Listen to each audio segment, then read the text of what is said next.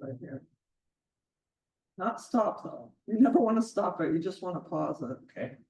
Okay, so if we pause it.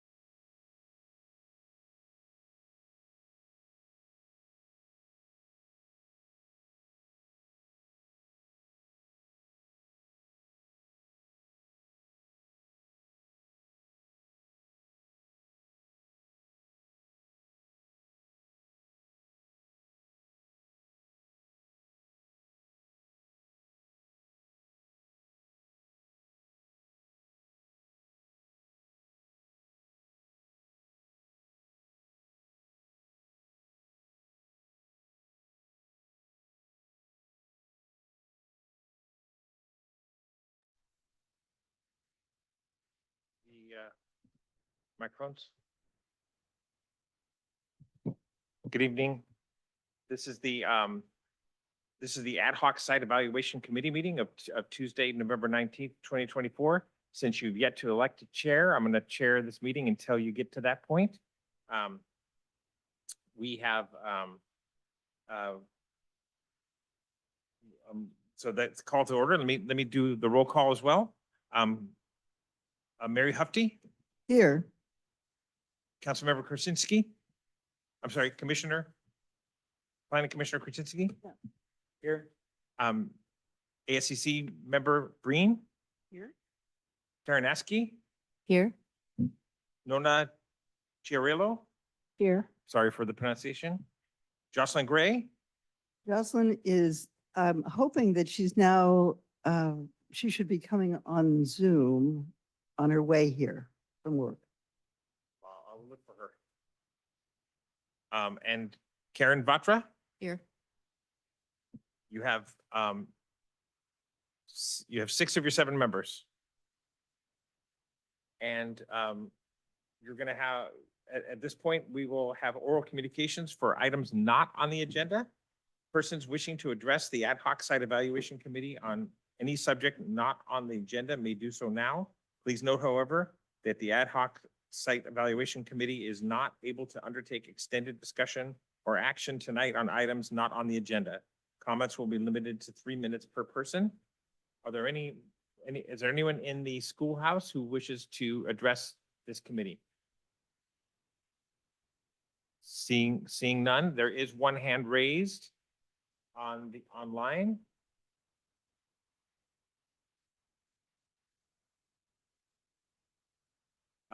Jocelyn, Yes, I can just speak wanted now? to let you know that I'm here. Great. I see there are no other hands raised. Therefore, we'll move to the next item. Is the approval of minutes, but there are no minutes because this is the first meeting. And the next thing is a committee discussion. This is election of a chair and vice chair. Is there, you want to have, why don't you, what the commissioners have, sorry, the members have discussion and ultimately a nomination for chair first. So, discussion. I also think we need to have a secretary so that we get our own minutes done the way we want them. So that was one other thing that I would suggest. And I would propose that people could self-propose and that we take one position after the other to elect with taking a vote. We could wait. Jocelyn, how far are you away? And we could all just take a moment and introduce ourselves. Because unfortunately, Jocelyn, this is her first time ever on any Portola Valley committee. So I'd like to treat her well and have her come back often. Thank you. I don't know if you can hear me, but I'm about, I'd say 8 minutes away. Yeah, so we could introduce it. Can you hear us, by the way, Jocelyn? Yes, no problem. So why don't we just go around the room and tell each other why we think this is an important committee to be on and what we hope to accomplish, maybe even in it. So and maybe then you can at least learn when you walk in the room, you'll then see who we are. Great. Ronnie, do you want to start? Okay. My name's Ronnie Krasinski. I'm a computer engineer. Been in town about 4 to 5 years. I live on Willowbrook. I'm on the planning commission as well, and I'm on this committee as a liaison representative from the planning commission. And I guess I've followed the housing element closely from the time when before I was on the planning commission to going through it on the planning commission. And we definitely struggled finding sites for appropriate for housing, and the Ford Park site is a difficult one. So I'm interested and excited to see what alternatives we're able to uncover here.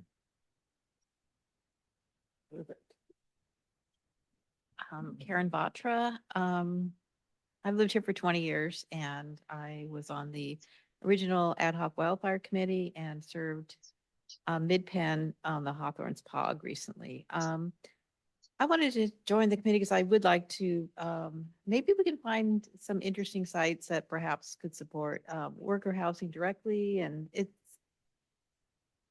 maybe more in-depth, we can find some, hopefully some special places that will help.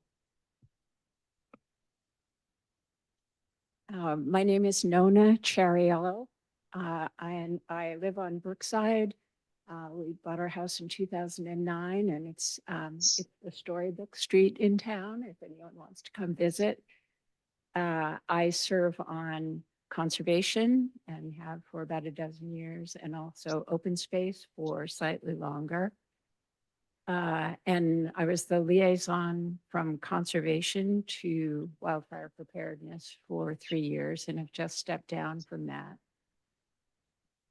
I think this is a fairly sobering assignment that we have, and I'm really looking forward to working with all the super qualified people on this committee. I come to it more from the environmental standpoint and thinking about how to protect really sensitive land and find really good sites for affordable housing elsewhere. So I think that's it. I'm Mary Hufty. I'm on the council, and I've started out on the Conservation Committee 35 years ago, probably. And I spent a lot of time on the Trails Committee, and I'm a docent at Jasper Ridge. But I came to this town amazed that we had been able to keep this really wonderful connection between humans and nature here. And I mean, it's just an amazing experience to be in this town and to feel the soul of nature while you're in a small town. And so I began reading pretty deeply about green connections and mixed housing, et cetera. And I began to think that we could do better. And actually, I think the town has done better in the past and will do better in the future. So for that reason, I wanted to make sure that we did this job right, that we didn't do it because we were forced to do it or because somebody thought it was a good idea that from outside that didn't understand the principle of the town, the principles of the town. And so I've really enjoyed this role of trying to pull this committee together. And I bought my house in 1987, a long time ago. Hi, I'm Karen Askey, and we live on Groveland Street, and we've been here for slightly over 20 years, coming up on 22. And I am a retired marketing executive and also worked at Ormondale for about 7 years as an aide in the classroom while I was raising the kids. And I am currently on the Parks and Rec Committee.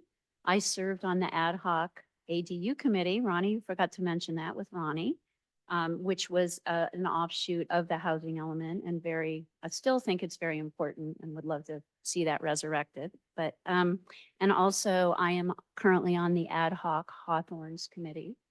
And I have been very involved in the housing element and went to all the meetings or almost all the meetings with the ad hoc committee on that. And I feel very true or strong about our general plan. I'm passionate about it. And I think having that gateway to Portola Valley is important. And I'd like to see if we can keep it in some capacity and be creative and find out and figure out how we fulfill our housing element obligation, but still try to stay as true as possible to our general plan. Hi, I'm Dana Breen. I'm a person from the ASCC, the appointee, and I'm also a general planist. I mean, that's kind of the heart and soul of why I do anything here. And that's why I was appointed early on, because that back then we talked about the general plan when we were being appointed. So I was on conservation for 12 years and ASCC for close to 20. And I've been here for a long time and I know a lot of people and I know a lot of land and I know a lot of properties. So I'm interested in really trying to make something happen here. And I also think we're probably going to have to do some fundraising. So anyway, Drew, happy to be here. Hello, I'm Jocelyn. I've been renting here for over 13 years. And I know we need more housing and I'd like to be a part of the solution to make it happen. What's your work, Justin? I work at Stanford in architecture, design, and planning. Vacancies on ASCC coming up. It's hard enough for me to get here at this We're gonna have a time. chat. Yeah, but it's usually, those meetings are at 7 PM.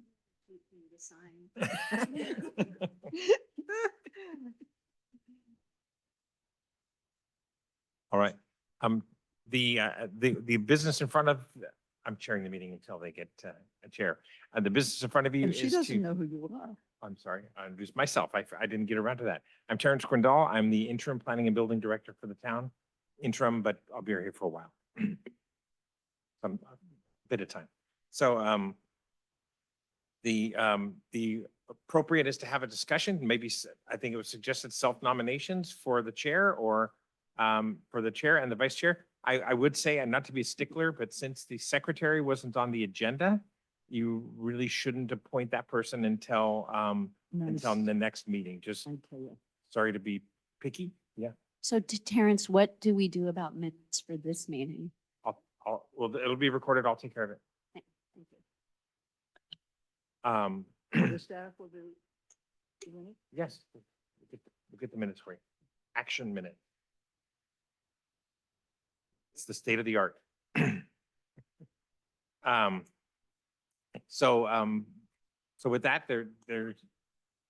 again, you should wait. We'll agendize that for your next, you'll agendize that for your next meeting, or whoever's chair. But right now you need to find volunteers who wants to be chair of this meeting and elect them. Can we jump right in? Is anyone interested in sharing? During the interview process, I said I would be happy to chair if it's the right thing to do for the committee. Yes, I would like to nominate you to chair. I'll second the nomination. And so do you want to take us through that or does anyone else? Anyone wanna- else want to raise their hand? Yeah, are there other nominations? Seeing none, we can do voice votes. All in favor?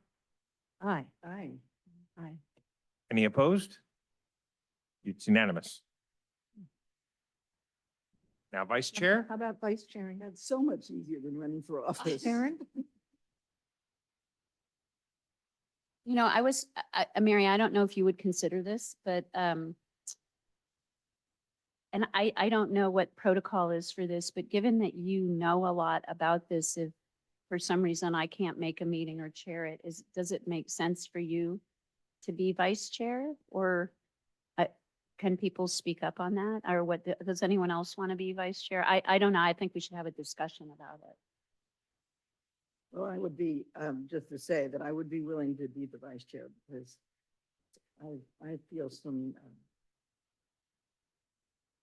feel a deep commitment to this success of this. It may not be the way to achieve it, but I certainly have a commitment to it. Can she be the vice chair? Of course, Okay. if she can get in 4 votes. Yeah. So I That's would the- nominate that's Mary. That's the requirement.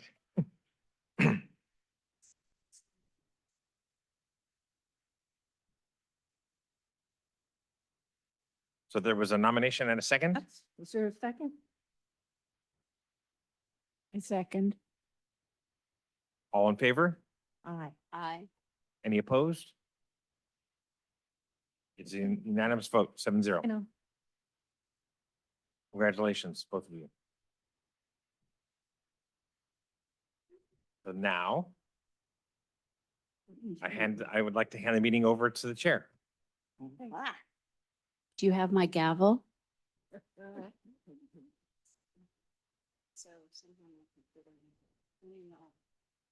You can look at mine. I've got them right here. Oh, no, this is what I was looking for. Okay. Okay. So next on the agenda is 4B, which is to receive an update on the committee requirements and timelines for interim planning and Oh, we're going to receive that update from Terrence. Yes, and it'll be brief and all, but I'm happy to answer questions. The town has at the moment has a decertified housing element. However, we are working to get it recertified. And this, this committee is working towards improving the housing element. Let's just say, looking for additional sites that might be better than some of the existing sites.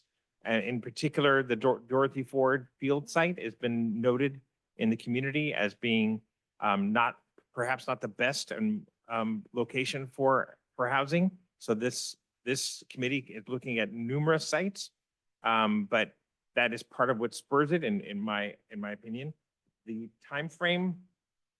Again, we're working hard to get the housing element recertified, but your housing element indicates that you'd be starting the site planning in May of next year, May of 2025.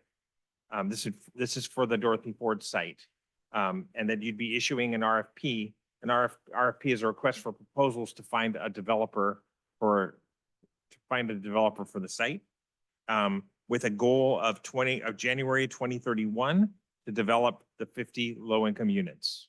That's the schedule that's in your housing element. So the most urgent deadline is in May, which will be upon us quickly. However, it's just site planning and outreach to potential developers. But then the issuance of an RFP to find a potential developer in January of 2026, which also is not that far away. So there is some urgency to your work. I'm happy to answer any questions you might have about anything having to do with the housing element. Yes. Yep. So you said May 2025 is for the site planning. January 2026 is getting RFPs to developers. Correct. And then it all has to be built by January of 2031, Correct. 50 units? 50 units. Thanks. That's what the site indicates. Terrence, and they have to be built, or do they have to be permitted to, that their application needs to be, they've got a permit for building? They're supposed to be under construction, which is roughly the same thing. Nice. So let's say we find alternative sites and we want to remove a site from our housing element. What would the plan be for accomplishing that? There's a couple ways to address that, but the most logical and likely it would be you would do a amendment to the general plan housing element. You'd have to do an environmental analysis of the new site. There was a mitigated negative declaration that was produced for the housing element. And so there would have to be some environmental work done on that. And then then you could amend the housing element to add the additional site. Then, and to remove the site that you wanted to replace, or sites if you found enough locations. So it would be an amended housing element. You would then need to submit that housing element to the state for their certification. The certification, which again, we were hoping that in short order you'll be recertified. So while they were reviewing the recertified EIR, your general plan would still be in a certified condition. So you don't lapse because you made an amendment.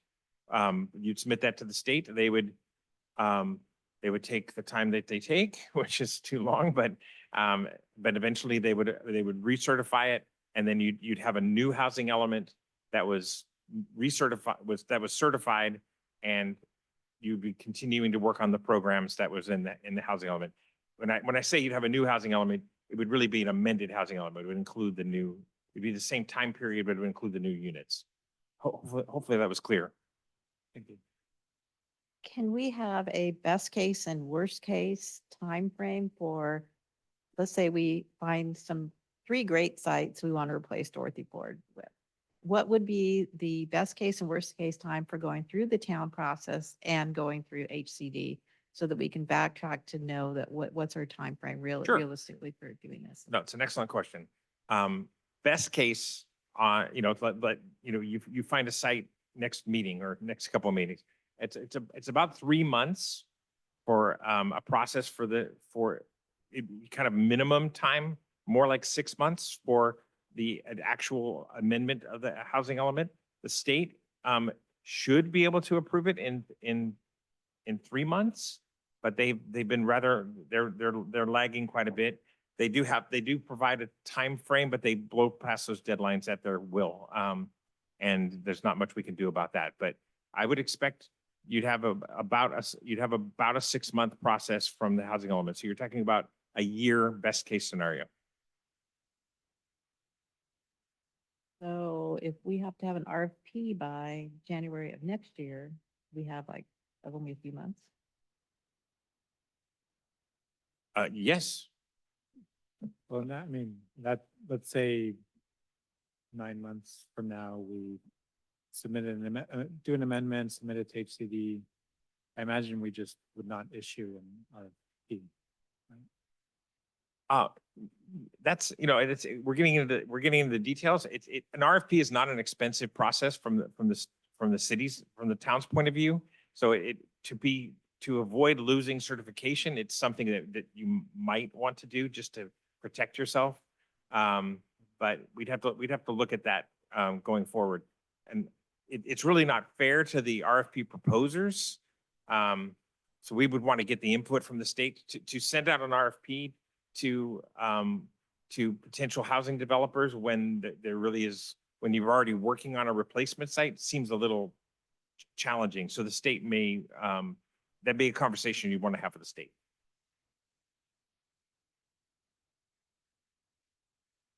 Oh, no? Any questions? I suppose I have the question, do we need to have an oranges for oranges, or can we have 2 apples instead of an orange? You have to meet the RENA obligations. So how you do it is not dictated by the state. You have the RENA obligations, a regional housing needs assessment. It's the number of housing units you need to allow within the city. Doesn't mean you have to build them, but you have to find places that can be zoned to allow high density units. So yes, you could have 3 different projects. You could have 6 different projects if you desired. And However, higher density sites generally don't work well if they're smaller sites. You're better off with a larger site. A professionally managed building needs about 25 to 50 units to be effective. You'll find it hard to find developers that want to do smaller projects than that. To that question with our existing site summary that we have in our housing element, if we find that one of these sites may have some very low income sites that right now are under low income or moderate income. For instance, I noticed that the Christchurch has 6 above moderate income houses, which quite honestly, I don't know anything about that plan. But if for some reason there were some development that qualified under that, we can mix and match and move that stuff around, correct? Yes. I have one more question. Sure. So I believe we're going to have a progress report to HCD at some point in the interim. And will that impact things if we're, say, behind or ahead on our progress in achieving our RENA? The progress report is going to be assessing our progress on our programs. It's not necessarily how many housing units have been built. They'd like to see units built, but there are specified programs. I have a list of them. I look at it all the time, trying to mobilize so we don't miss the deadlines. But there's a specified list of things you have to do. For example, there was a rezoning that was required. One of the first things that was required of a program of the housing element was to rezone the properties consistent with the general plan. And that was late, and that's what caused the decertification. That was submitted late to this. It was submitted late to the state, so intervening in the time that it was past due, the state decertify the element to summarize. So that's the summary. And so, yes, there's an April housing element progress report that we have to provide every year. All cities And and Terrence, towns. Sorry. so I understand that's related to the programs. Will we be given any kind of progress report on where we are with development, within these categories? And if, for instance, I'm curious, have we had any SB9 applications, which isn't a part of our housing element, but could take the place of some units that are in our housing element and such? Oh, absolutely. Part of what is what is included in the progress report is what the units that are actually built.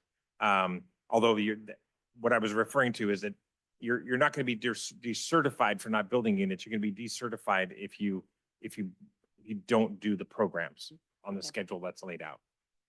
But absolutely, you'll be brought into that. And yes, we have received at least some preliminary SB9 applications. Wow. Yes. Because of the zoning event we just had, a decertification event, I'm feeling a little gun shy about not making the zoning changes that we think are most appropriate sooner rather than later. What is the cost of doing the zoning adjustments, and is there possibility of having costs be lower if we do several at one time?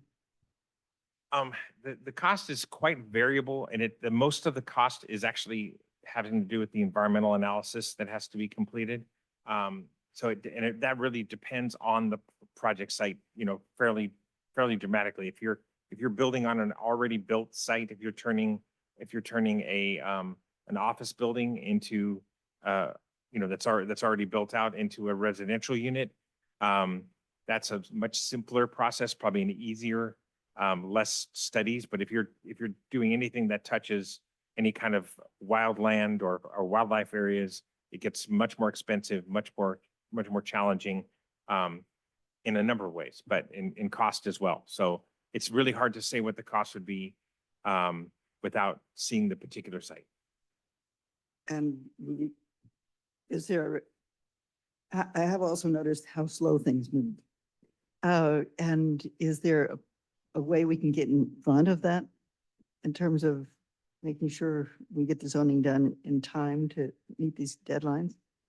And have them pleased with us when we arrive with our plan, our altered plan. It really comes down to, first of all, the work you're doing is very important in terms of identifying the sites. And then it's up to the town council to basically provide direction and priority and budget to accomplish it. So I can't say what the town council will make as their top priority, but again, you do have a timeline here that you're working towards. So and this committee would most likely make a report to the town council about what time frame you think should be pursued.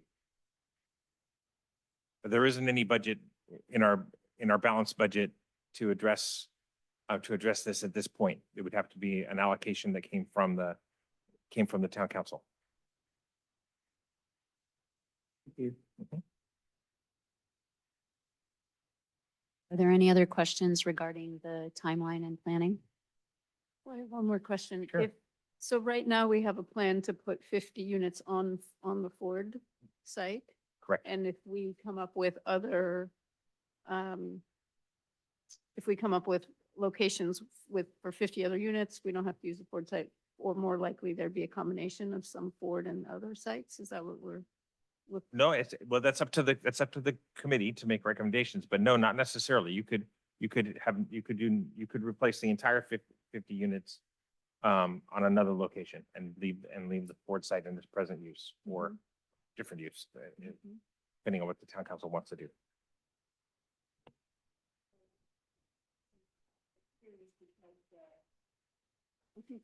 Sorry. the reason that we're here is that the town wasn't happy with the 50, or that we wanted to look at alternatives, that putting 50 units on Ford was considered too dense or too, is that? That why? and it's a part of the gateway of the community. It's really, I mean, I'm relatively new here, but from what I've read, there's concern about it not being sort of in character with the town and right at a major, highly visible point.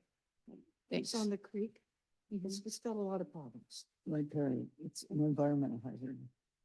But the state has said that that's the place we could build 50 units, right? So if we We don't come offered up, if we don't have other opportunities in other places, the maybe worst case scenario, depending on your view, right, is that we put 50 units. on. Correct. Is that right? That is correct. And Madam Chair, I just want to make one point. I'm going to be attending these meetings for you, but I want to be clear that I'm being here as an observer and advisor, but it's not my project, right? I'm not going to be, I don't have any budget or time to take on tasks, but it is very critical to the work of the town. So I'm going to be here at each meeting that I can. And, but just want to be clear that I'm not doing sort of staff work for you in that regard. Hopefully that makes sense. Yeah, I think we understand that, but I guess if there are staff-related tasks, is that up to us on the committee to get that done, or do we have any other resources available? Well, you can, It's up to us. in short, it's up to you. I mean, in theory, you could ask the town council for budget to do things, but I would say to boil it down, it's up to you to do it. And again, I'm happy to advise. We promise not to get dependent, Terrence. I'll hold you to that. I have a quick question. How soon might we receive updated numbers in terms of which of the unit categories have already, been modified, let's say?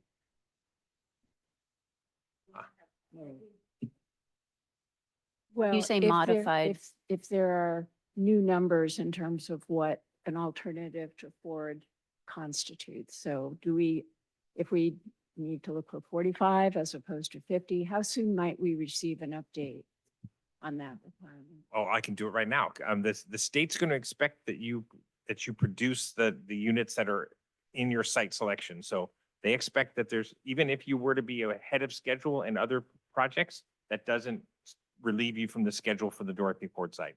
So even, like I said, even if there were a number of new units that were ahead of schedule, you'd still have to stick to the schedule that you have for the Dorothy Ford site. There's no adjustment based on production being ahead of schedule. Okay, I misunderstood. I thought that maybe I there did. was that there was a possibility that additional units would be put on other sites that were already on the list, but maybe that's not the case. Again, if they're already on the list, I see. Your work could you could change the zoning. You could have a site that's zoned for medium density residential that you raise to high density residential. That could serve to replace the Dorothy Ford site, but it doesn't. You still have to change the housing element and remove that site. I understand. And I'm sorry, and I do apologize, although I did not write the state law about this, but it is quite esoteric and quite difficult to understand. And the reason it doesn't seem to make a lot of sense is because it doesn't make a lot of sense. Mhm. Do we have a handout? Did you happen to get the handout done for us?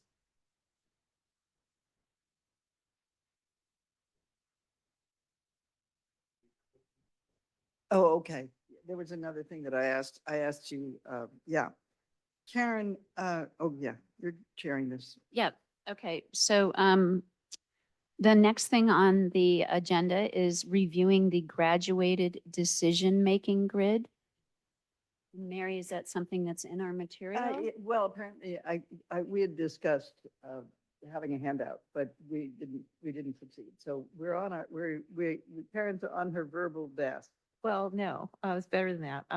I can share my screen. Uh-oh, are we sure? Yes. Good for you. So let me just sort of. Okay, unless you can see that sort of well enough.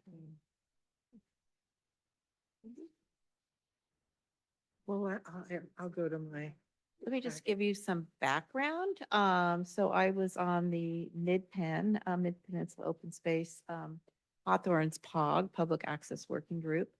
And there's a parallel, sort of a parallel between that and this group, in that we were trying to find how the Hawthorne's open space should be opened up, where the parking should be, what kind of trail uses, where the trails are.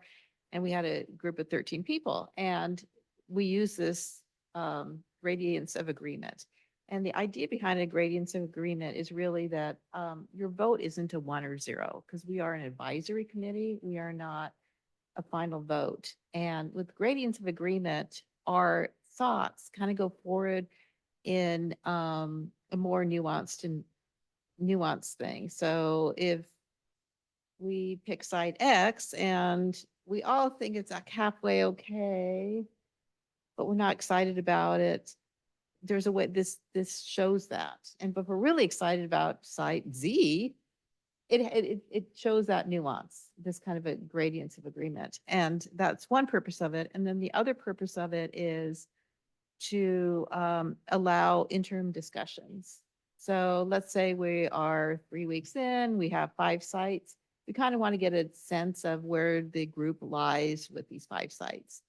And we can use this kind of an approach to go, oh, are you really excited about that site or not?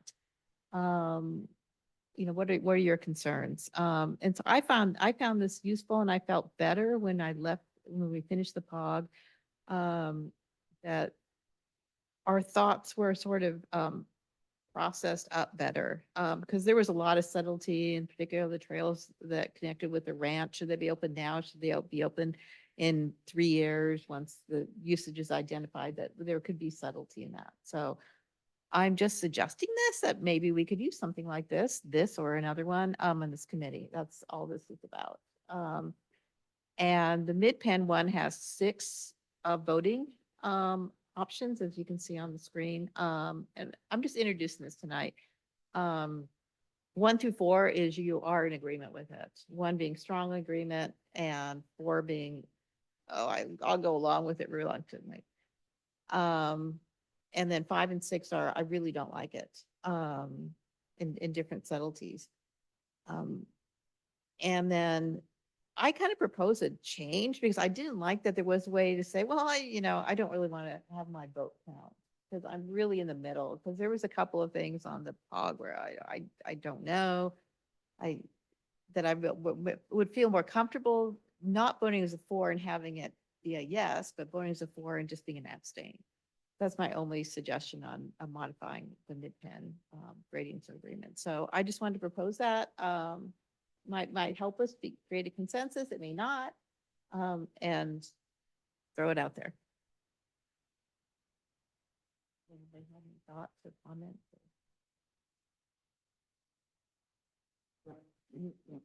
Well, I went to a lot of the POG meetings, and I do think it worked well with that group, and particularly with such a large group. And it did show where people were leaning, right? So you didn't have to be 100% on something. So I thought it worked well for that. I think we need to see what we have in front of us and then figure out if it makes sense. That would be, until we have something concrete, it's kind of hard to know how it's going to work. Yeah, I just wanted to throw it out there in the beginning. Yeah, I think I personally think it's a lovely idea, and it's going to have its time and place. Because we are going to come up with options, and we are going to want to be able to. Is it an arithmetic thing? I mean, do you like this one gets 25 points? They and this one didn't do gets it that 14 way, points? but we could easily make it, nerd out on it. Okay. It's a nice idea. It's a nice idea. And if we're all adjusting to it, it may come in handy. So just to be clear, because 4 is the exact same wording, it's just one, it counts differently in your recommendation than it did with the POG. It just Yes. wasn't considered a yes, it was kind of just abstain. In Or y- mid-pan considers 4 a yes. Yes, and but I propose to consider it an abstain, to allow Okay. somebody to say, well, no, I just can't vote either way. Oh, so you want it to be an I abstain. want it to be an abstain. If there were- Yeah. well, yeah, okay. Abstain is bad. Goes where you vote.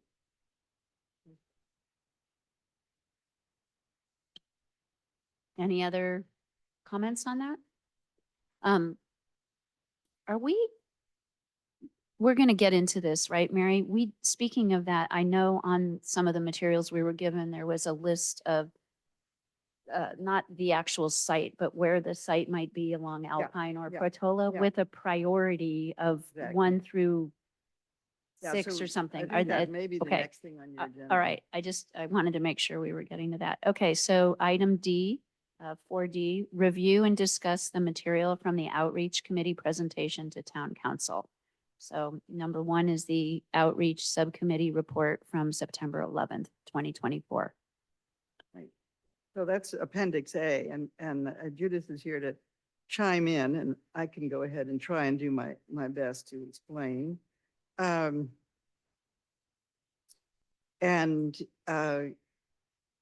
it's been since April, we've been working on this. That's how slow things go.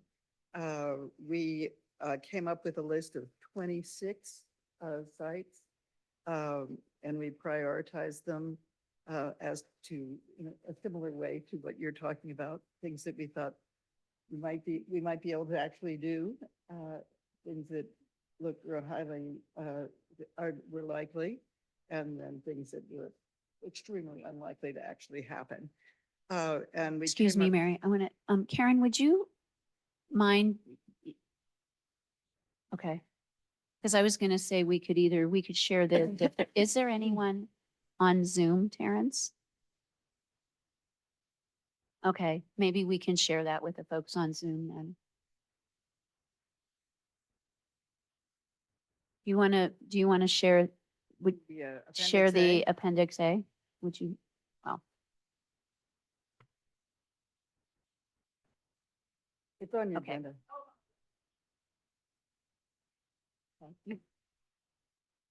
And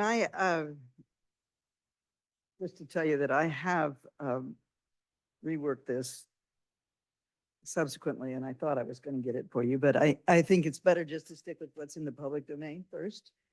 And I just want to give you an idea of it. And when you look at this, I think it breaks down a little bit into these. We ended up using, in order to be able to keep situations anonymous, we used regions.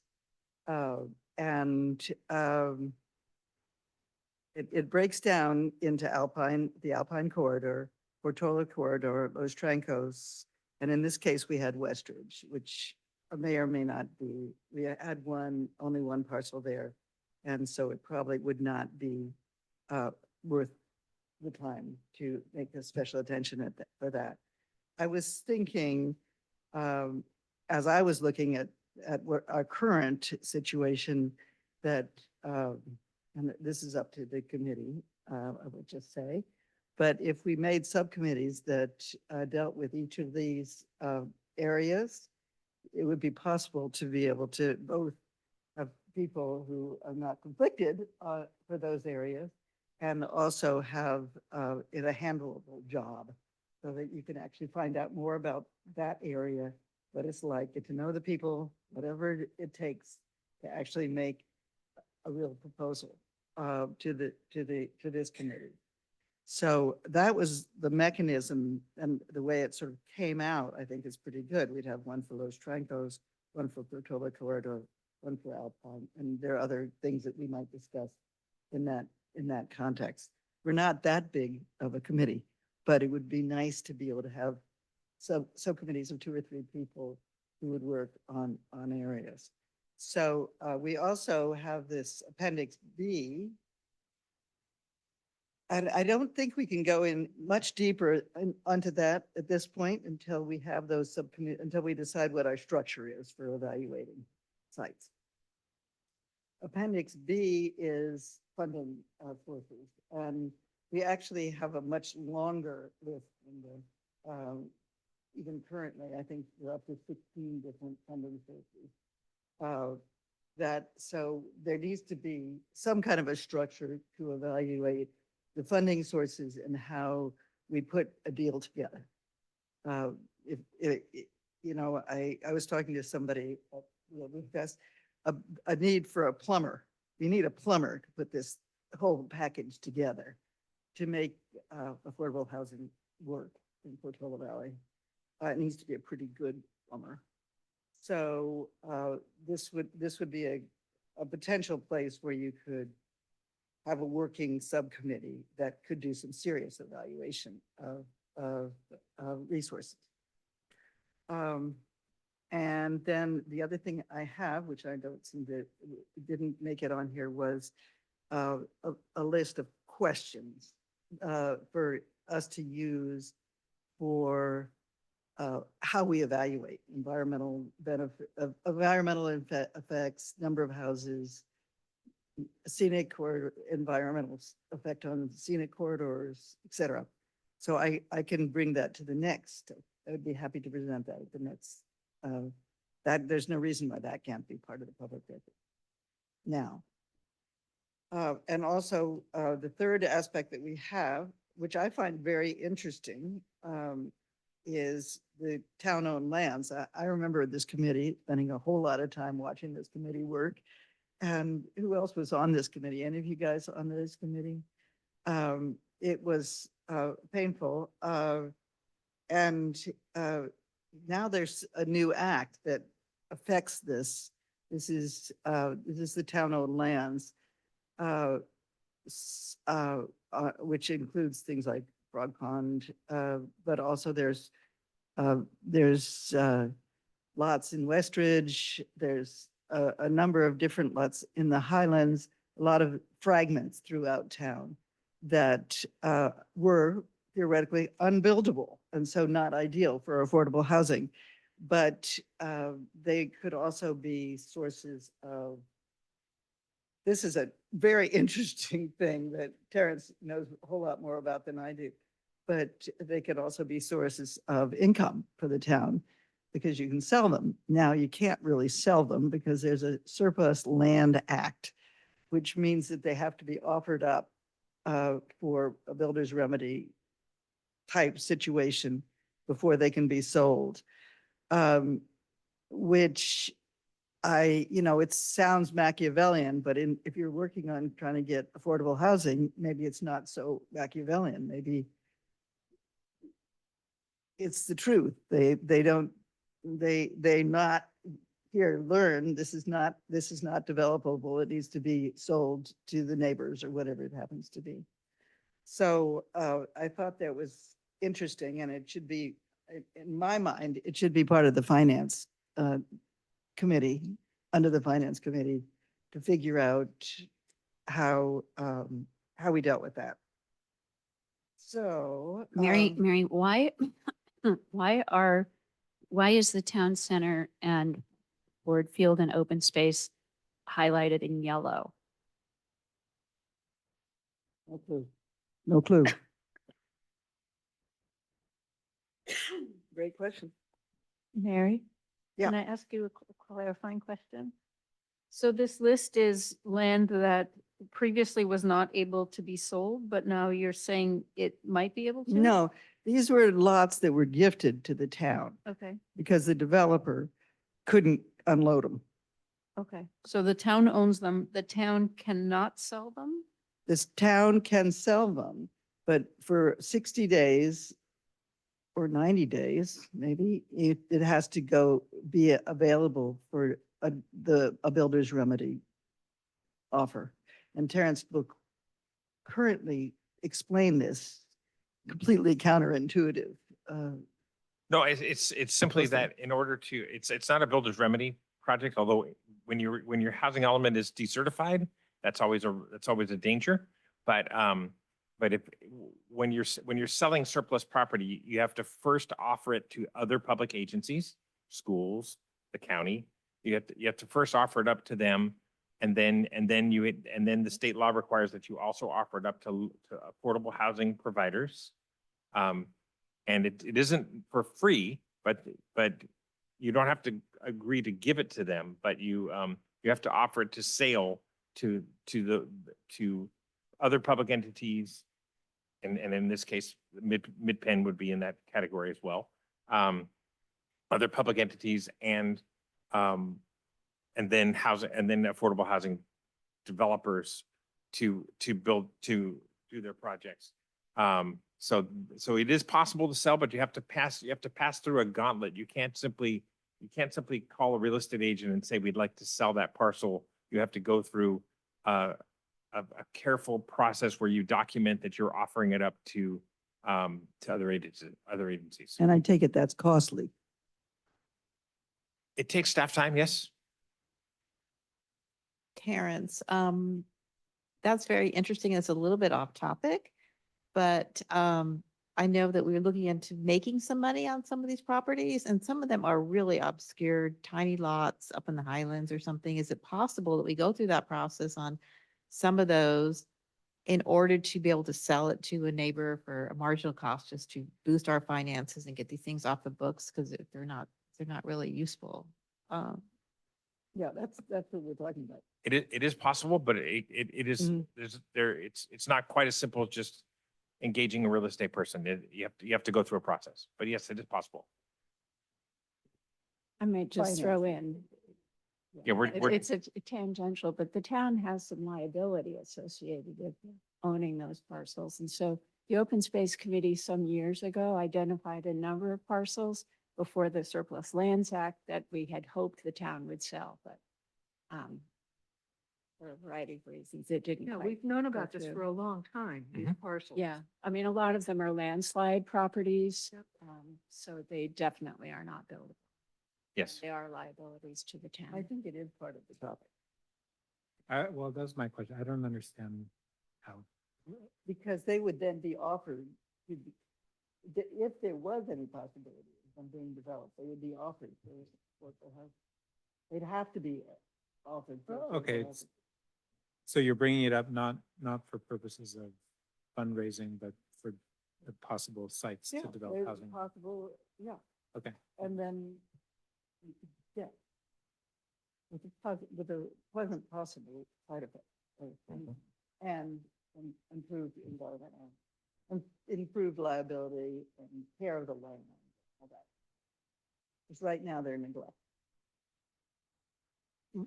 I may be getting off topic or not asking the right question, but if they're landslide areas, they're not developable. So therefore, I don't understand how an affordable housing developer would have any interest in them because they can't develop on them. If I'm understanding you correctly. That's correct. Okay. Okay. We may have made a mistake, maybe they're not, all those kind of things. I see. But this is something that's needed to be moved along for a long time. Might be a positive side effect. Most of Okay. them have No a lot mission of creep. trouble, have a lot of problems. Also one up on, while we're looking at the thing, there's one up on Skyline. That I don't think has any landslides, but I don't know that. I think it's pretty steep. The 19, it says landslide property. It's only 0.3 of an acre. Thing. Could be sold. This ties back to the financing, and I know way back when Sarah met with one of the affordable housing developers about Ford, like to discuss the feasibility. But I guess the question I have is, as we're talking about, and I think some of us in our minds are wondering if we can fulfill our obligation with maybe more than one site. Has anyone looked at, looking at two sites that have the same affordable developer, and does that present the same financing or economies of scale opportunities? Is that something where we need to go figure out? Well, the short answer is yes, it's something you need to figure out, but I will indicate that the economy of scale comes with a managed project. So having the project split into 2 or 3 doesn't create the economy of scale, because a good affordable housing project has an on-site manager in the project, and you have to spread that cost across at least 25 or so units for it to become feasible. So having diverse locations does minimize the economies of scale. Judith, you want to call it? Yeah, Mary, Judith says that you would like to speak and then clarify some things.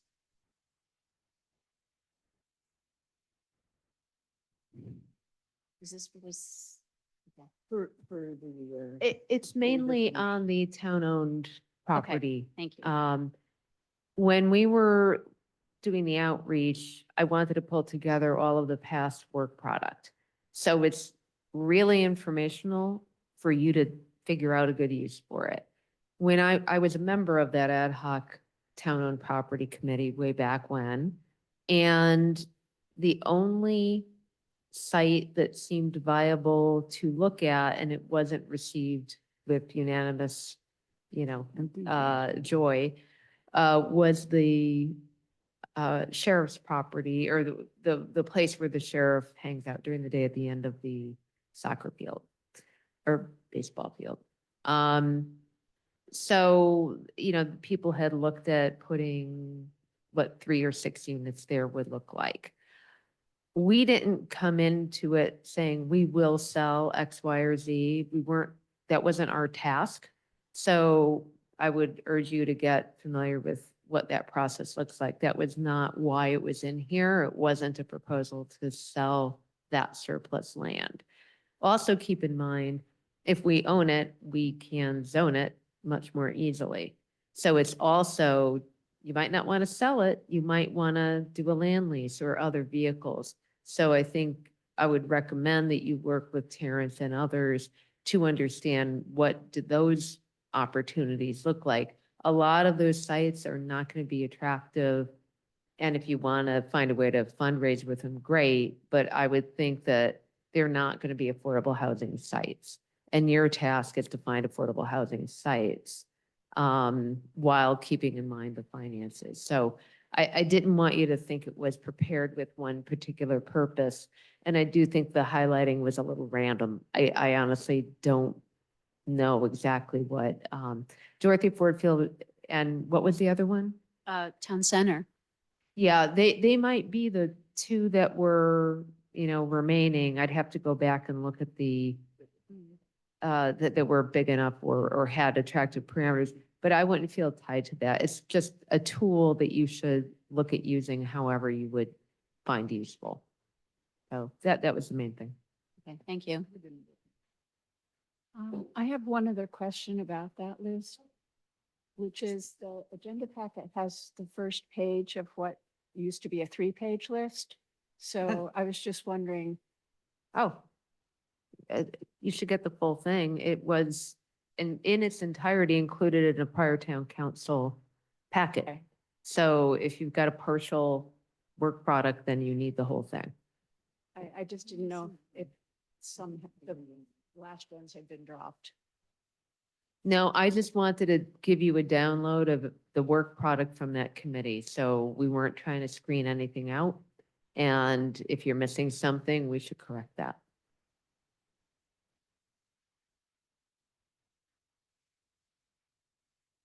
That's all I got. Okay, and there's also the next item is the subcommittee report on selection of members. Do we need to, from October 30th? Okay. Oh, Madam Chair, while you're in a break, I just wanted to suggest that you at some point you might want to take public comment from the folks that are online.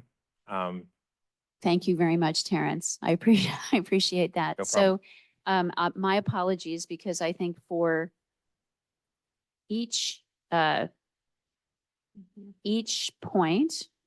So if anybody if members of the public have any comments on anything that we have discussed to date or up till now, to please raise your hand and let us know. And I apologize.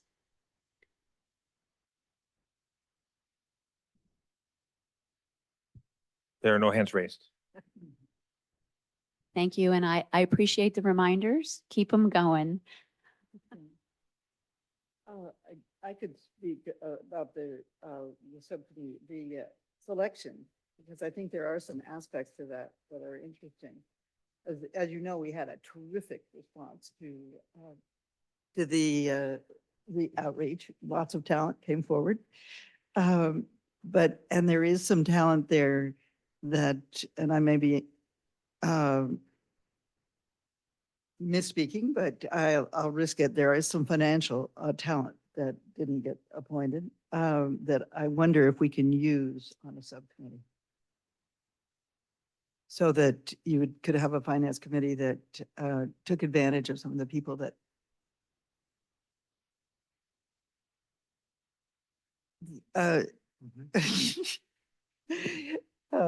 some of the people that showed interest in being willing to serve on a subcommittee, whether you could have a subcommittee of this committee that has outside members. That was my question. I haven't heard of subcommittees that have outside members on them, so, okay, I'm getting an indication that that's not something that we can do. We can look into it. Well, we will definitely look into it. But at any point, we could consult other people outside of this committee. and Absolutely, Use them, side by side in an unofficial manner. absolutely. They And it- wouldn't be a voting member of this committee, but they would be part of the working group that is putting together the recommendation. For okay, this committee. yeah, I mean, absolutely. If we find some We do it all the resources out time. there individually, yeah, I would just be careful of the Brown Act. So let's say we find this financial person that really wants to help, that they only interacted with a subcommittee of us and not daisy chain and interact with a whole bunch of. right. And I don't know, Mary, are you done with the review and discuss material from the outreach committee? Yep. Okay, so let's move on to item E, because that's a perfect segue, which is discuss finance committee liaison or other options. So I know, Karen, you had brought this up to the town council. Do you want to talk about this? I guess when I look at any kind of project, their financial component is key. If you're building anything, and that just seems like it would be wonderful if, perhaps people here on the panel have more financial expertise I don't know about. But I think that we should have, that should be a strong component of what we do. And that's to me, almost maybe even overarching component versus other things. And maybe I would prioritize that in my final vote, that, well, this parcel has a leader that understands financing and they can get it on their own. I would vote for them. And that's how we do that. I don't know.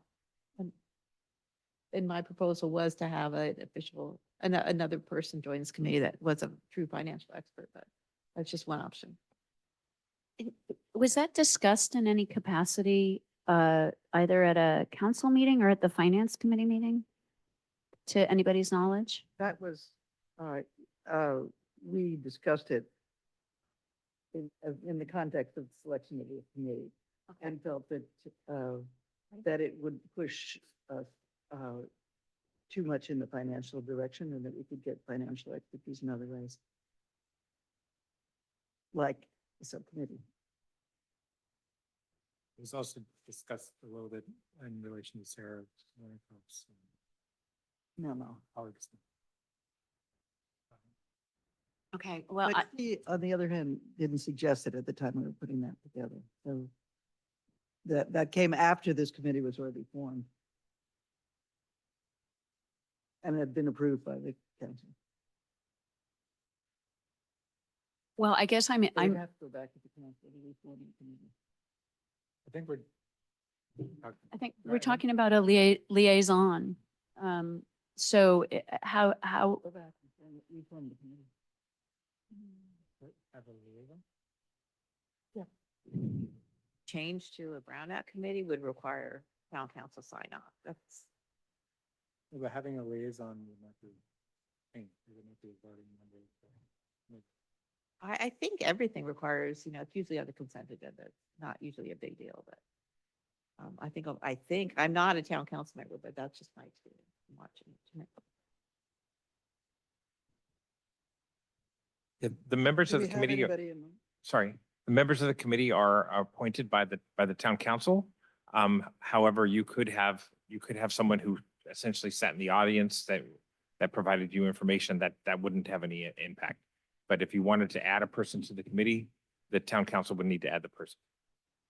It's if there was a request to the finance committee to provide a liaison that's not voting, not part of the committee, would that need to go through the town council? No. They would essentially just be coming and observing your meetings and reporting back and providing two-way communication. That's allowed in a public meeting. No A- vote. As indicated, it'd be careful to be done in public meetings. yeah, Shouldn't- and have just one member of the committee be in contact with that individual so that there's not different conversations, more committee members meeting with that one individual. But we could do something like that. Well, yeah, my thought had been that you could do that and with a subcommittee. And that way it isn't just one person. You'd have, Okay. you have two or three members of the committee who are interested in the finance question and who would get advice from the finance committee and anybody else who was interested in being part of that subcommittee. Okay. That's a liaison. Okay, yeah, there we go. It just must be the way the terminology that we use and the structure, but a liaison, I believe, yeah, so we'll check into that. And I guess that the question is how do people feel about the concept of looking for a finance resource that can be our go-to person when we need someone? Right, that's what we're probably going to have to look at other sources as well, Okay. but So I just want to get it clear that I have talked to more than 50 people about finances. So we have a list of 50 qualified people who are interested in this project. And so I think we have the advantage of being able to look at a large field of potential, a larger resource as a group and evaluate that rather than just put all our eggs in one person who might or might not be great at doing this kind of development. Just okay, my thought. okay, so So let I me, think we're going to dig into that. My thought.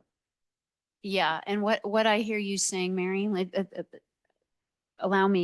tell me if I've got this right. What you're recommending is that we have a subcommittee that focuses, we'll have many subcommittees perhaps, but one that would probably be finance related, that would therefore get the appropriate financial knowledge from one or many resources.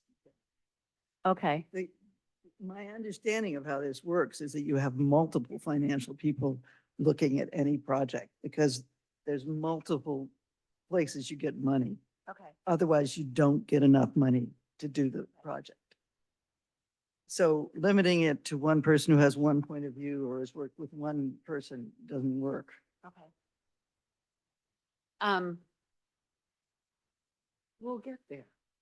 you know? Right, right. We'll get there. And I will say, not only do we have the financing and cost issue of this, but there's also a revenue issue, whether it's how are property tax revenue impacted for the town or rental income or all of that. And we need to understand that as well. So I want to throw that out, that it isn't just the cost side, because we have infrastructure issues as we develop all these properties, and we need to understand the revenues that might be associated with it and how we make up any differences should there be something like that. Sorry, I didn't, what do you mean? Robin? So, no, okay, What do you- sorry. how So does it- revenues, so my understanding, I sent a letter to the finance committee about this just to see if they could, as they're looking at the budget, but affordable housing and nonprofits and things like that have different property tax exemptions associated with them. I'm not the expert. I certainly don't know what they are, but we need to better understand when these developments are going in, what we as a town are getting back in revenues. So that, because there will be infrastructure issues, as Mary said, there may be sewer issues, there may be traffic issues, there may be utility issues. I don't know, but we need to probably be able to figure out something that helps us better understand how we support that. So it's not just the cost side, but on the actual building of the project, but the sustainability as we move forward too for the town. That makes sense? Are you looking? I think I understand what you're saying. I'm not. I really think about it. Yeah. Yeah. It's not the critical, it's not a critical point. It's an element of it. To me, I guess my initial reactions, it sounds like something that's way down the line as we go through it. Like, after we finish our work, after the sites get proposed, when they eventually get through like, sort of application, like it would happen during. Yes, I agree with you, but it's also because we're building some right now. That was why I asked about it, is we need to know it for everything, not just for our particular task at hand on these 50 units for Ford Field. I mean, it's also true today, given our existing housing element, so it seems like it could affect something, but I think I'd rather leave that off the table Okay. at the moment. Okay. Madam Chair, there is someone with their hand raised. If you wanted to hear that comment. Absolutely. David Cardinal, go ahead and speak. Hi, thank you. A few points on the housing finance. First, affordable housing is a total loss leader no matter what. I don't care how many CPAs you hire or investment bankers. If you want to build affordable housing, it's going to cost money, even if the town donates the land. So financing is important, but it's not going to pencil out. That's the deal. Unless you allow a large scale development, kind of a little bit like Stanford, where 80% of it is market rate and they're happy, and they give us 20% below market rate. So to get 50 units, we would probably have to build 250 units to get 50 BMR units. And that's kind of the financing that was thrown around earlier with this tenant lease stuff. It's Disney does it, other people do it, but it's all penciled out based on having a huge moneymaker with a small component of affordable housing. So I don't think traditional finance people, and I have a decent finance background, I don't understand this stuff. I do think that there are maybe 3 that I know of real experts in Portola Valley who actually understand this stuff. One is Jim White, who has suffered through 5 years of getting Willows Commons built and has spent millions of his own money to get 13 units built. And so he got grant money from Stanford, he got grant money from here and there. He pushed it all together. That's very typical of these projects. LCC is going to have to go through the same thing soon. The second one is Brian Greenberg, who's the EVP for Life Moves and is head of operations for all their low-income housing. I think he's a good resource. And finally, Rebecca Flynn, who, as a member of the town staff in Half Moon Bay, is driving an affordable housing project that consists of lots of grant money, has faced a lot of opposition, and is pushing that forward. So there may be other people, but I know everybody on the finance committee pretty much, and that they're not in this business of low-income housing. So thanks. Thank you. Sorry, And Dave? Dave, I believe you meant Helen Walter and not Rebecca Flynn when you were talking about Half Moon Bay. Oh, yeah, that's totally my bad. Sorry about that. All right. Thank you. Are there any other comments, Terrence? There are no other hands raised at the moment. Okay. Well, back to this proposal to have financial help. I think, Dan, I heard you say we'll get there. Is this something you think we need to move forward? I think we need to Yeah, start. we need to start finding the sites and then figure out what we need to do. Any other comments, thoughts, agreement, I have disagreement? One thought. I Yeah. think we're going to come up with a list of selection criteria, right? That's happening next meeting. Yeah. And maybe part of whatever we decide as part of the selection committee might help us answer this question. Like if there are things we just don't think we can answer by ourselves, well, where would we need to go to get that help? So far, it hasn't helped me having that list. Okay. Item F, discuss schedule and timeline. And I know there's another meeting that is scheduled, I believe, for December 3rd. 3rd. Okay. But it's scheduled because we scheduled it every other, we went ahead and scheduled it every other week or twice every other week because we thought we needed to get to work on this and that there was urgency. So we needed to get our heads around this and have shorter and more frequent meetings. I know Jocelyn has a problem with the 5 o'clock start, and I have a slight problem because it's dark. And I'm interested in, I'm proposing, I think it is appropriate to do some site visits.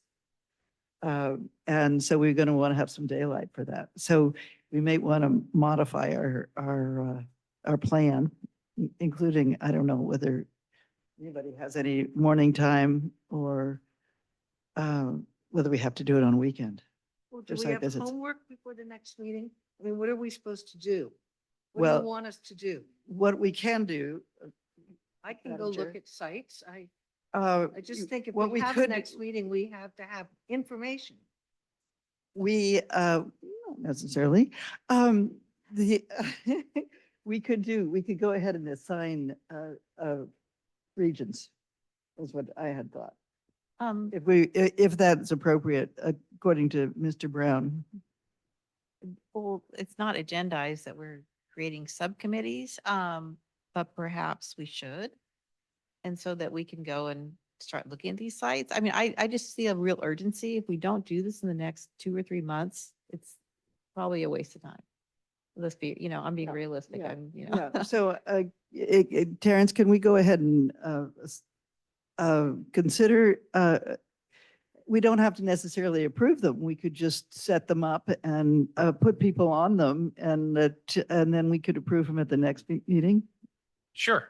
Or just, you can just volunteer to be in subcommittees. That's not an issue. Okay, good. What Okay. about Well, all we need the to other first sites propose that what- I mean, I probably got 20 that I think that are probably not on your list because we don't know what's on No, your list. And what, Well, when do we get a copy of the list and does that need to be made public? I'm confused by that.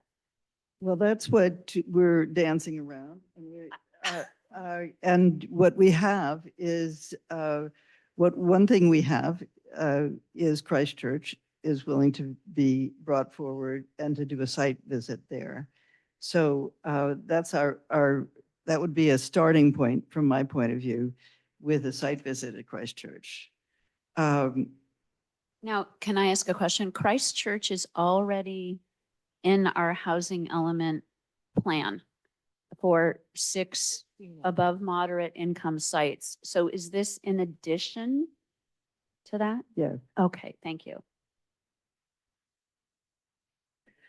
Should we propose some sort of subcommittee structure, like an We don't Alpine have to vote Road? on it. Well, I'm throwing it out there. Perhaps Alpine is one group, Portola is one group, and then other including Los Trancos, maybe Skyline, would be a third. I'm just throwing something out there and maybe a finance committee subcommittee. That's just Well, what my if- idea on top of my head. Giving us the locations, we all take responsibility and go look, and at the next meeting, we discuss that. We can't do that without making it public. Yeah. Anything. So at least all of anything those can be- sites- yeah, Okay. Need to invite the I would public. suggest that we have one route that looks at the town center and Portola Road. Everything that's on Portola Road, adjacent to Portola Road, and that's the towns, and that's the town things. And that they could meet and have, So Mary, there's 13 sites on the Portola corridor, according to this chart you gave us. There's 8 on the Alpine corridor and there's 4 on Los Trancos. And you said to sort of ignore the one on West Ridge for now. yeah. And so I So- would do one for town center and Portola, one for Alpine Scenic and Los Trancos, and then possibly one for Northwest Triangle. But you could include that from the numbers you just gave, we could just do 2 and one for finance. Why don't we just start with 2? And then, self-select, like I would want to be on Portola since I live close to Alpine, so that would be a better lack of conflict of interest Right. potentially. So there's one person. You wanna And take how, over? how many, we can have 2 people on a subcommittee, correct? We can have 3. Okay. I'll do Alpine with you, if that creates a group and push. She off wants we to do. go. Who's doing I'm doing Portola? Portola because Oh, I'm too close I- to Alpine. Yeah, depending I'm on where the, suggesting that. I'm not saying I'm doing that. That's just an idea. well, we'll have to find out if some of us have to Gotta give you an recuse ourselves opportunity. from these sites. Until we know these sites, we won't know if we have to recuse ourselves or not. Just to understand, Well- Alpine corridor, for example, means, what, it doesn't mean it's on Alpine Road. it means it's both, Around Alpine, yeah. right? So that's why I was suggesting those Trancos be included So- in that. Since I live close to Alpine Road, I'll take Portola, just in case there's, I'll take Alpine. I'll take Alpine. You can do Alpine. I don't know if you're on Alpine. I Well, think she's- to look. you're on. I'll do Alpine. I'll do either one, actually. What, Jocelyn, do you have a preference as to where you, where Oh. do you live? Los Charros? Okay, you're probably not, you're probably fine either way. Wherever I'm needed, I'll be there.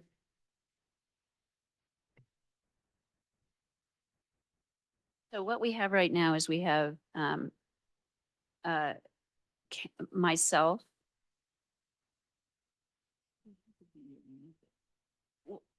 Okay, hang on a second. What we have is we have Karen Vatra, Karen Askey, and, the third one for Portola, you had said, right? No, I'm no. fine with either one or Okay. any. I would say Alpine. And then we have Dana and Ronnie and Jocelyn for Alpine. No, I mean, sorry. Did I just say That's that wrong? right. So Karen Vatra, Karen Askey, and Nona for Portola, and Dana, Ronnie, and Jocelyn for Alpine. That's the question. Yeah. So if Mary has the sites and then she talks to the subcommittee Oh. of 3, doesn't that make 4 people? Yeah, I think you should start with 2. Okay. But, and that's a problem because I can't do it. Somebody help me. Maybe I could tell. Terrence, does that sound right? If we had a subcommittee of 3 and Mary communicates the sites to us, is that a problem? with Brown? Well, she can communicate it. She can send you she could send you the list. That's not That'd be okay. that's not a problem. She shouldn't meet with you and discuss items, but she can send information ideally to our entire committee. But that does mean it'll become public. Yeah, and the problem fact, is it's- there are names and things on these Yeah. things. Yeah, you So- need to, actually, when you share it with when you share information with any member of the committee, it is a potential public record. So you're going to need to strip off the private information from the Yeah, you sites. you have to use your imagination. Well, what- I mean, you're not gonna give us addresses? Yeah, I mean, you could, there's, I don't know. Terrence, can you, I'm sorry, can you just cover one more time how we can make this happen without making the addresses public? I think I mean, it would be a public record, but not necessarily like publicized at that point, right? That is correct. So they're two different issues. You're going to have to at some point make the locations public. You don't have to indicate the personal phone number of the owner. You don't have to indicate anything, but you're going to need to provide the address of the site. It'll help. And I mean, I would suppose not to be giving direction, but I suppose you should contact the owners, the people that you have their contact information, and ask them if it's okay for it to be made public. And if not, don't. That's what I would recommend. Simply That's what we've done. simply pursue the ones We've that have done said that. they're willing to do that, and then share the addresses with the entire committee, and they're public. It's what it is. It's a small town. People know, people know where all the parcels are anyway, to some extent. They know where vacant parcels are. But that's what, if you're sharing a list, it's in any way except purely verbal, it's going to become a public record. So the subcommittee doesn't do anything to help us keep information. May I offer a suggestion? Yep. Since there's 6 of us and Mary, making it 7, if we are divided into 3 groups, and just for the next couple of weeks till we sort out with the owners, that we go out in pairs with Mary along and do a little field trip on these 3 different sections. And then we figure out of our small list of 6 sites, can those be bubbled up to become part of the bigger thing? And so that we can have a real discussion with Mary, because I just can't imagine her just sending me a small subcommittee, a list, and kind of going, okay, I don't know any of the history, and I know she knows people really well, and the background of the sites. That we could just do that, and then the next meeting, we would have, or next meeting, maybe the meeting after that, we'd have at the point where, these sites will bubble up and be public. But I think doing kind of it That- behind the scenes. That's what I was thinking, is we have to have, Mary has to be on each subcommittee. That doesn't sound legal. Sure it is. You just That's have to, fine. you have to limit them to 2 other people and you. Oh, Yeah. okay, that's not daisy chaining? Okay, great, I'm on it. No. Okay. But I think that, What you don't do is you don't say to Karen what Ronnie said. You don't, that's where you're creating a serial meeting. You can talk to them about their area. You can talk to them about their Perfect. area. It's fine. Okay. great. I did I was thinking of suggesting that we have a Nahor's Triangle committee. Okay. Um, I need to, Go. no, I don't need to go. I think I may be too close to that area. So I think for where I live, since I'm on Alpine and I'm very close to Nathorst Triangle, I'm going to say that I should probably take Portola Road. I'm just going to throw that out there.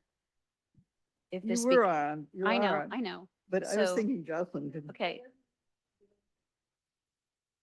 and she might be Okay. better on Nahor. okay, all right. So, Exactly. okay.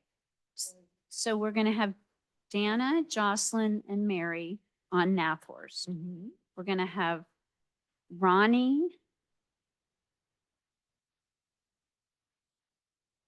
Nona, and Mary on Alpine. And we're going to have Karen, and Mary on Portola. Oh, Okay. good to know what you guys- And then we'll figure out the finance situation later when we know more of what we might actually need. You know, we can always go back to.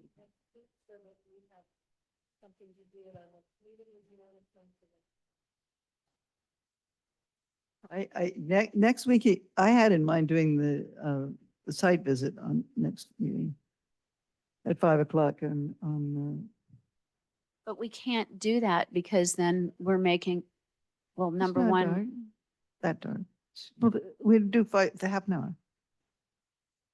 Well, the site visits should be with the subcommittee, so you have Yeah. 3 visits and hopefully can you do that in a short order? Sure. Okay, so if we can do that before the next meeting, you can arrange, yes, I know, okay, that's what I was checking. I am going away. Oh, You mean Christ Church? that you mentioned before? Okay, so that could be everyone with the public as well. That I think should be a site visit for the entire, because they're ahead, they have a grant, they have money, they have, yeah. They are ready to teach us. And what you can all we meet need there as over. long as your agenda is it, as your Yeah. meeting. And then I leave for a week. okay, I am going to say that I think it will be dark at 5 PM on December 3rd. It will be dark. So that is not, we can meet, but we're going to have to schedule a separate special public meeting for that or, yeah, or a special meeting. So we're all what I'm meeting, worried about. we have subcommittees that are going to look at some, but we're thinking we all need to go to to one site together? Could Yeah. that site just be part of the other subcommittee so we don't have to all meet and make it? well, that's I mean, not public property, but that's not, it's quite visible and it's easy to access on our own too. But just for ease of scheduling, I'm saying. couldn't No, it I just be mean, part of- I think we should meet with the people who put the grants together and so forth. Because they're ready to, they're ready to present how it's done and what what their needs are from the town. Can they Okay, come here so- and present to us? Yeah, presentation I think would be better than a site visit. That's just a thought. I agree. Okay, The so site- the may I site make, in may I this- make a suggestion? How about, Mary, you think about that because having a presentation, if we can do that publicly would be great. We can do And we that publicly. can schedule it for our next meeting on December 3rd. Perfect. In the meantime, there can be a site visit, at least with Karen I see. and you. Yeah. And then if we deem we could even set up another meeting that we would publicize if we all were to go to the site. Does that sound? I love it. Just Okay. tell me where to go and I'll go. Okay. All And- right. And for all the other sites, we're all depending on you, Mary, to work with each of us, and our little subcommittees as soon as possible to do these tours, so.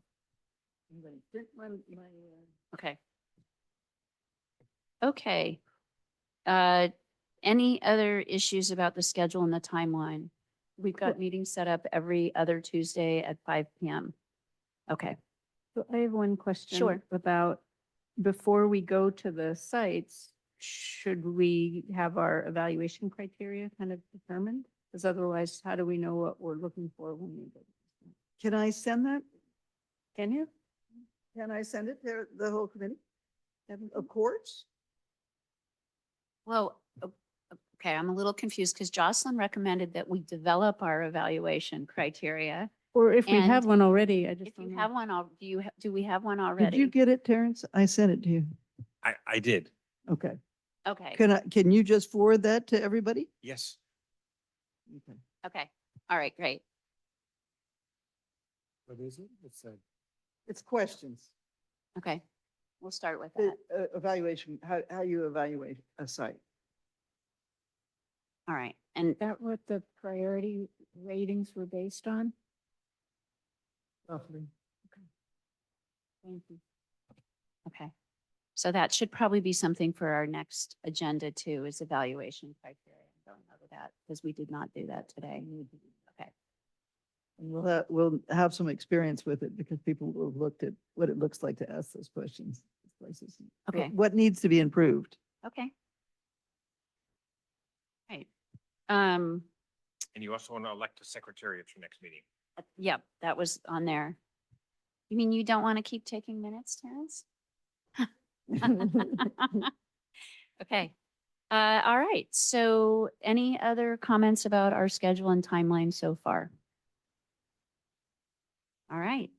There are no committee reports and recommendations. So, do we have a motion to adjourn? Wait, there I any- think oh, you'd have to take public During comment. public Oh, comment. I'm sorry. Thank you. All the reminders are good. Are there any public comments about what we discussed?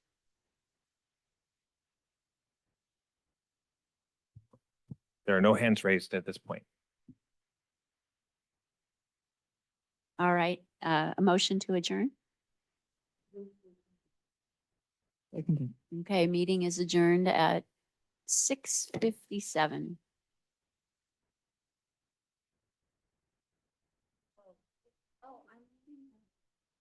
I'm sorry, the meeting is adjourned at 6:40, not the time on the clock on the town schoolhouse. Thank you, guys.